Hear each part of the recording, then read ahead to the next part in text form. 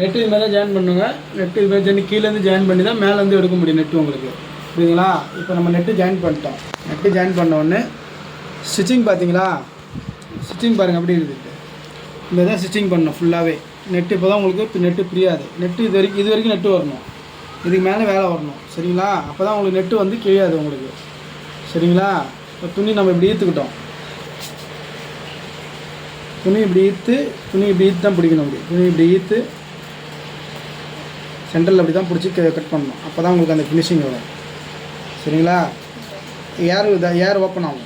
ஏர் open ஆகும்போது தான் உங்களுக்கு அந்த கரெக்டாக அந்த நெட்டு வந்து உங்களுக்கு கரெக்டாக உட்காரும். அழகாக அப்படி பிடிச்சி அழகாக அப்படி கட் பண்ணணும்.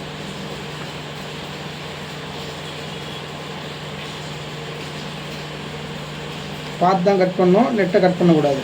நெட்டை கட் பண்ணிட்டீங்கன்னா ஒரு தையலாக போயிட்டே இருக்கும். சரிங்களா?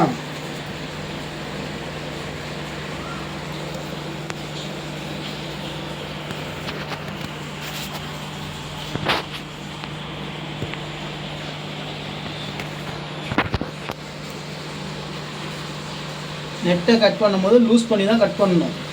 டைட்டில் கட் பண்ணக்கூடாது நெட்டை. சரிங்களா?